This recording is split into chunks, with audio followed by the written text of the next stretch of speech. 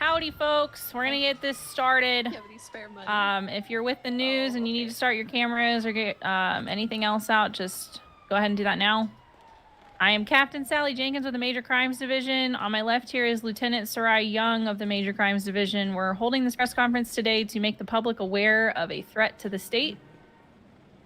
Essentially, there is a fugitive from out of state that has snuck into San Andreas, and he is within the state, living among us, and I'm going to have Lieutenant Sarai Young brief you on the details that we were made aware of by a department from Ohio.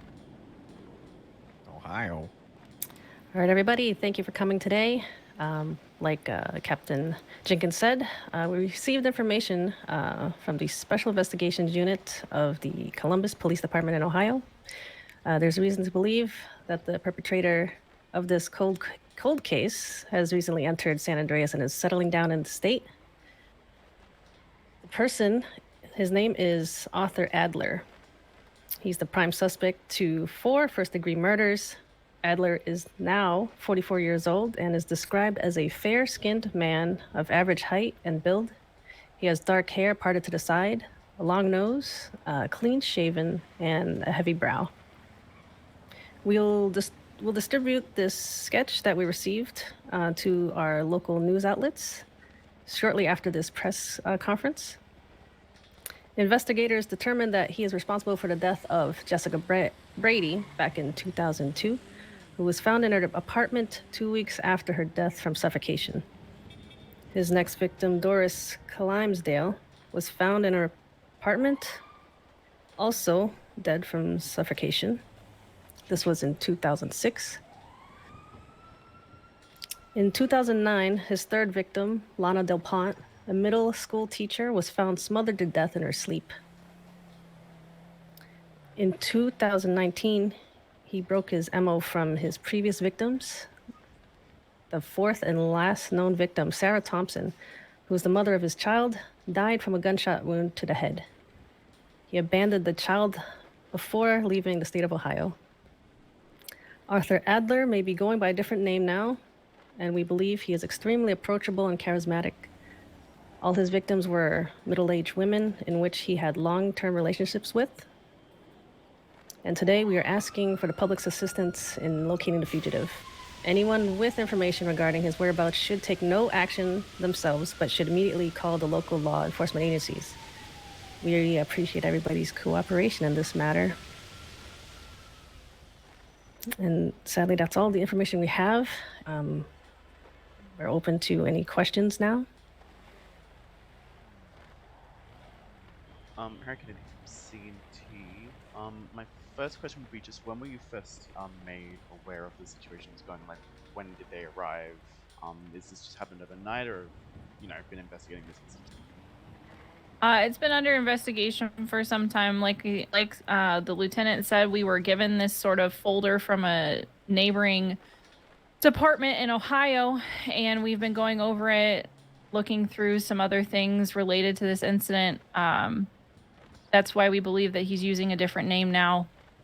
At this point, we just need the public's help. If they see anyone that matches the description or anyone that seems oddly friendly, especially to middle-aged women. I know it kind of sucks to put a demographic on it, but his prime victims were all middle-aged women that he had a relationship with. So anyone that was approached or is approached by a man that is overly friendly, willing to do pretty much anything, seems like they're just trying to be your friend or, your new boyfriend.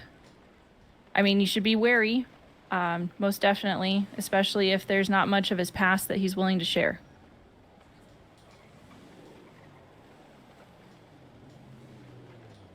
Any other questions? I have a question. Go ahead.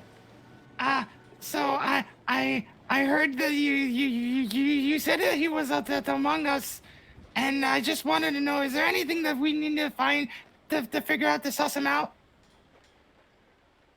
At this moment in time, it's just going to be somebody that's friendly, not willing to share a ton about their past, or maybe their past seems to be too good to be true, cookie cutter, something that you hear often over and over. This individual obviously has a past, and he has held long-term relationships with the women that he killed. He even had a child with one of them. There's not much to go off of for us outside of just the description that we were given from the sketch artist. And like we said, that sketch will be made available to the news outlets that can put it on their websites and their papers. Any idea how he got in to the state? He would be using some fake identification at some point along his... He escaped, essentially, Ohio, and he's operating under a new name, so he must have gotten some form of forged documents to allow him in. Maybe he uses a ton of cash. Maybe he stays away from debit cards. He is operating under an alias at this time. Is there a reward for finding him?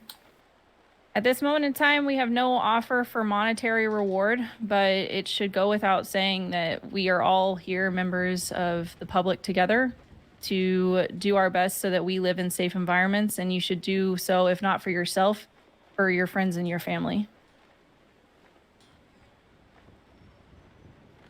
Hey, what was the dude's name again? Author Adler. Yes, ma'am, on the left there with the mask. Do you have a question? Yes. What steps are BD taking in proactively searching for him and ensuring the public safety during this time? Like I said, we've got our sketch. We've got people looking for an individual that would match that, interacting with public that matches the description, and just kind of going from there. We don't really have a good method in the city to track any sort of purchases at this time without doing lots of back-end work on our end. It does take some time. We are working to try and flag anything that would have been suspicious at the airport. But at this time, all that we can really do is put feet on the street and have people looking for this individual that would match the description. Just to make sure we've got it all correct, are you able to spell out the full name just so we have the correct name? Arthur Adler. Arthur. Last name Adler. Probably, who knows anymore.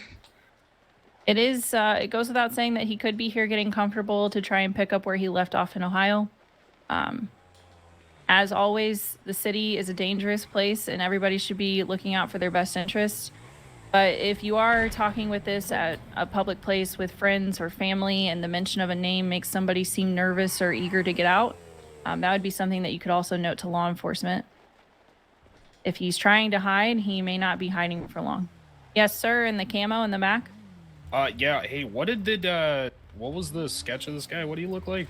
We'll be releasing that to the news so that they can place it out on their media outlets for you. Beautiful. Mm-hmm.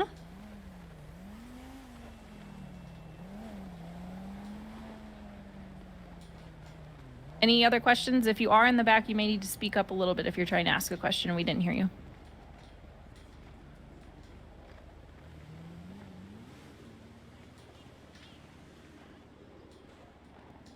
All right. All right, at this time, we'll go ahead and close the press conference. If we get any updates, obviously we'll make the public aware via news outlets or another press conference with anything that we find or any other additional details that we need the public to know. I want to thank everybody for coming, and I appreciate the help in trying to catch this guy to keep the city somewhat safe.